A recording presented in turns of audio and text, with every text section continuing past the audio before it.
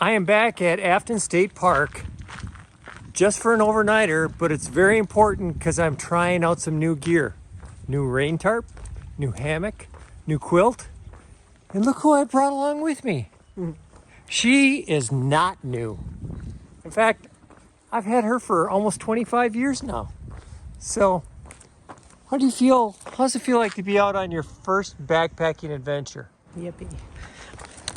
She's not real excited to about being on video either, but I got her out here. A lot of arm twisting. How's your shoulder from that arm twisting? Okay, seriously.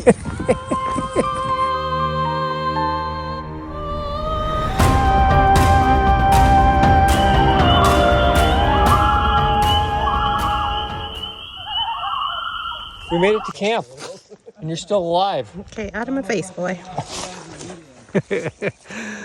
Yeah, and then I have a couple guys here that invaded my campsite. Sure. Oh yeah, Rob's the one that paid for it.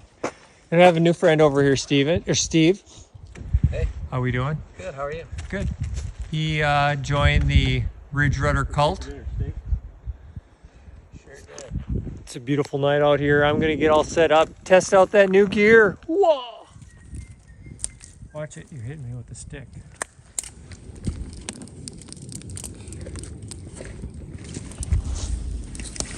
Do you think female daddy longlegs are sick of people using the wrong pronoun? Misgendered, yeah.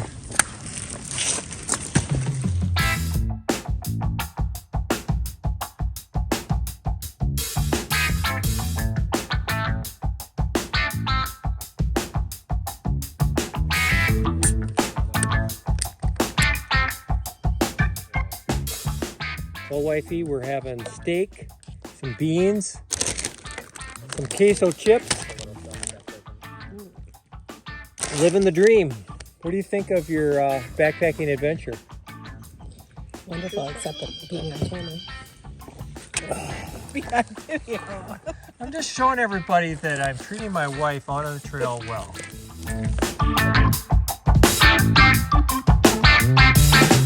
All right, boys, she's gone. We can have some fun now. All the new gear is set up. I'm going to give you a little tour of the new stuff that I got. So the first thing I got is the Warbonnet Thunderfly rainfly.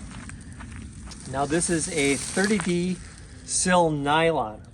My mountain fly is a 20D sill poly. So I'm just trying something a little bit different. Now the Thunderfly is smaller than the mountain fly. I think it's about a foot shorter this way, and the doors don't come down as far. I think they're about a foot shorter on the doors. So before I came out, the rainflies don't come with any of the rigging. So I had to hook on some shock cord and my guy lines. And I'm switching the way that my guy lines are hooked up, where I actually have tarp ticks, they're called. And if you can zoom in here, tarp tick is right here, and they are actually attached onto my stake, and I wrap my guy line around the tar tip at the stake. So you can see I have pull-out bars on my tarp to give more space. Now Warbonnet actually doesn't recommend that you have these on your tarp like I have, because they're worried about it wearing out your tarp up here, as well as they've had some people where the bars go through their rainfly. But I'm not worried about that. I haven't had that problem. If I ruin the tarp, I'll buy a new one. Okay, let's go inside here. So I bought a new RidgeRunner hammock. So you may say, you already have a RidgeRunner hammock. This is a new RidgeRunner hammock where it's only a single layer opposed to a double layer. So there's only one layer of material here underneath, and I can do that. It saves a little bit of weight. My old one was a double layer, and it was 30D sill nylon, and this is a 40D Dreamtex. So this fabric is a little bit heavier, but it's also a lot softer and a lot more comfortable. And underneath it, you can zoom in and see here, the dark blue, this is a new underquilt. So this is a 40-degree underquilt from Warbonnet. And I'm looking forward to this. It's a little bit lighter and it compresses down a little bit better than the old Costco underquilt that I made and used to use. You won't be able to see it in here, but I also have a new top quilt from Hammock Gear, 40-degree, 950 fill power. So first time using it tonight. I have a big trip in a couple weeks where I'm going out on the Ice Age Trail. This is just 10 miles away from home. So I'm testing things out. I've already seen a couple things that I need to change before that big trip. But we're going to enjoy the campfire, and I'll let you know how things turn out tomorrow.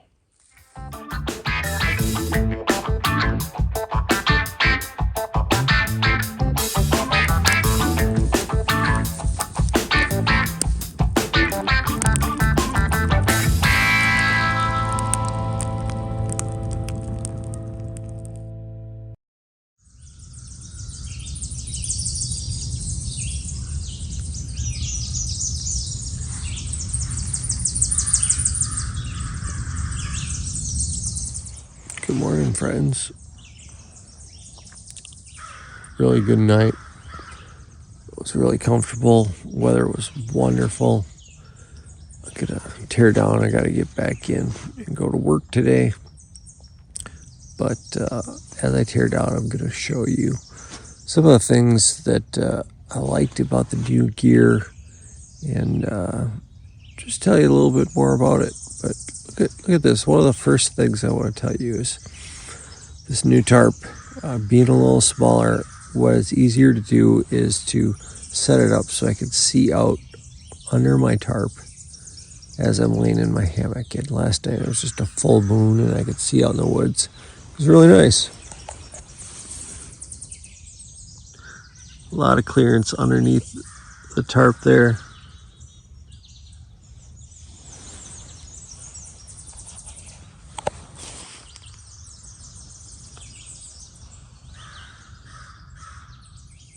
So I'm not going to do a full review of my gear. I think that you need to use the gear, for a little bit of time before you reflect on if you like it or not. But what I'm going to show you is just some ways of my setup. And, everybody does things a little bit differently. And I'm going to show you how I do it and what gear I had to buy to do it. So when you get a new tarp like this, none of the guy lines, none of the ridgeline, none of that comes attached, and there are a bunch of different ways you can do it. I showed you yesterday my tie outs here where I put shock cord right onto the tarp, and so when you tie it out, that gives a little bit more tension on your tarp. And I tie it out and I have more gear here where, see, that is the tarp tick where I wrap the line around that little gizmo on the end. Again, I don't have to tie a knot, and that gizmo is attached to my stake down here. So when I take down my tarp, the gizmo is attached to that stake, and these guidelines stay right on my tarp, and they go up inside of a snakeskin that I made here, and I'll show you what that snakeskin looks like right now.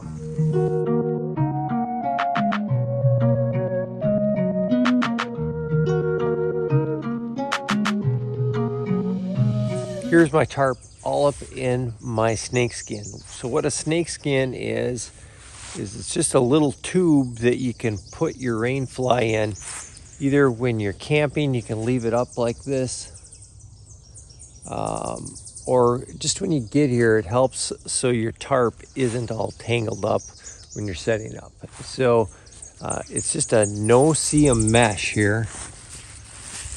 You can see, and that material allows your tarp to dry out a little bit while it's in here. And what I did is it's 13.5 feet long, just sewed a tube of mesh And on the end, there's actually some shock cord sewed in here. It keeps a little cuff and kind of tightens it up just a little bit. And I sewed a little pocket on each end here. And what that allows me to do is when I take it down, I can stuff this ridgeline and that tarp fly into the end of the tube. And then when it's that way, I shove it into my stuff sack.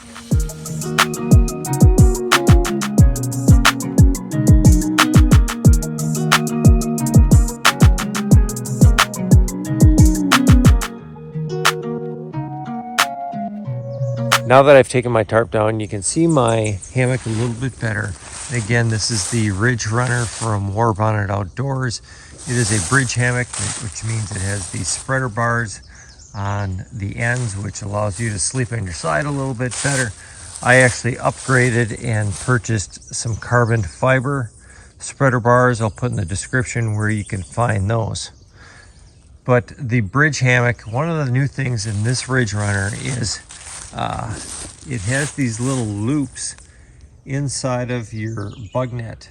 So that loop on the inside allows you to put on yourself a ridge line here. So this yellow line you can see we hooked up in the hammock, and it allows you to put things like the hang time hook and some other things on here, but you can't put anything real heavy because you can see here that this is attached up to the tree here on your bug net's suspension, and that is out of shock cord. So shock cord is elastic, stretchy, and when you have it stretchy here, you're not going to have a whole lot holding this ridge line up. So you can't put a lot of things with a lot of weight in there because it sags down, you know, right near where you're sleeping, your face, your chest. But you do have storage in the RidgeRunner. These two side compartments that are just humongous. You can see I have all sorts of things in there that I'm storing. So I'm gonna tear down my hammock here in a minute, but I also want to give you a better view here of my underquilt. This is a 40-degree underquilt from Warbonnet. It got down to probably 48 degrees last night, so I didn't really test it real well, but again, I was comfortable, warm.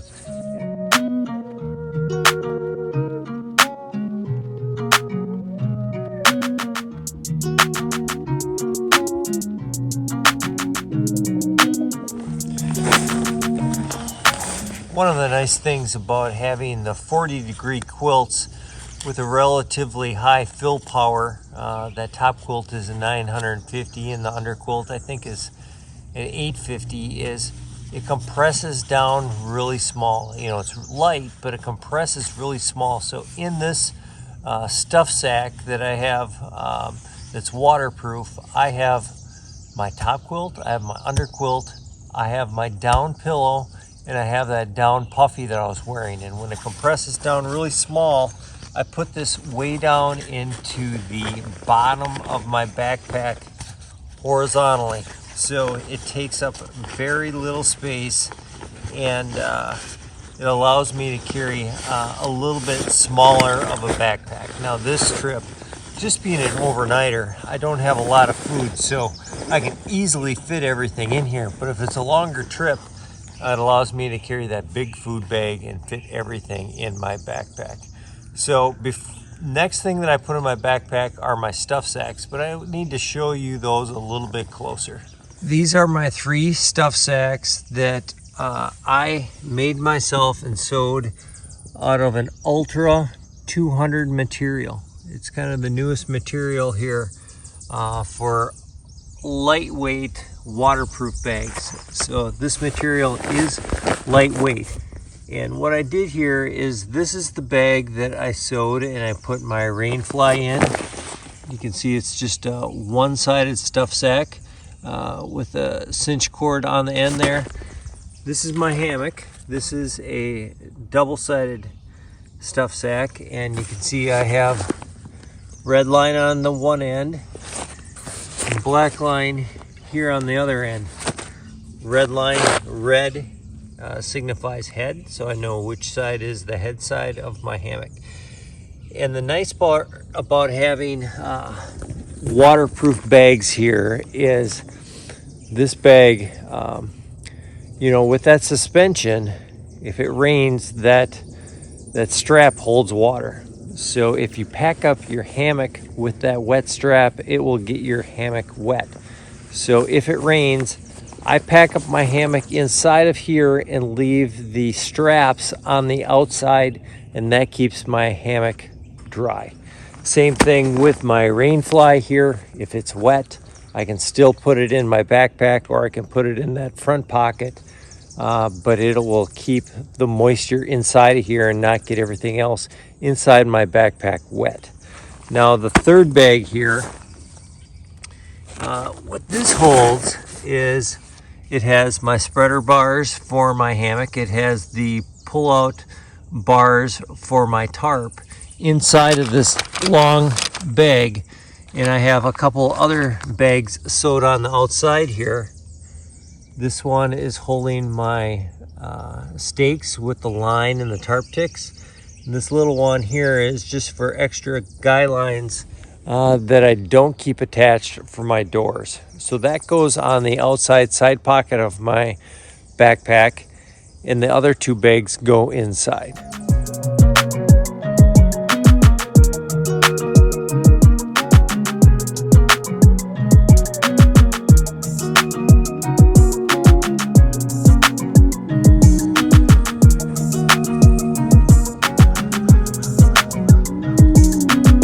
It was a valuable trip here, you know, just 10 miles away from my house, but I learned some important things here that are definitely going to help me when I go out on that longer trip. So in a couple weeks, I'm going to be going 100 miles over about 4 days on the Ice Age Trail. And when I'm going that far solo, I want to make sure that my gear is really tuned in. I learned some things like I'm going to adjust and attach the guy lines for the doors of my tarp differently. And I learned that I pulled one of the line locks off of one of my stuff sacks, so I need to put those on a little bit differently so they don't pull off. So it's good to have some of those lessons learned out here on a short trip, opposed to having to deal with it over 4 days when you're in the middle of nowhere. So I hope this video was of some value to you. If you like these type of videos, backpacking, outdoor adventure, those sort of things, go ahead, hit that subscribe, punch the bell notification, check me out on Instagram and Facebook, check out the merch in Teespring. Hey, hit that subscribe button so you can see me trying to tackle that 100 miles on the Ice Age Trail in about 4 days here. And that video should be coming out in about a week or two. So thanks for coming along, and we will see you back out on the trail.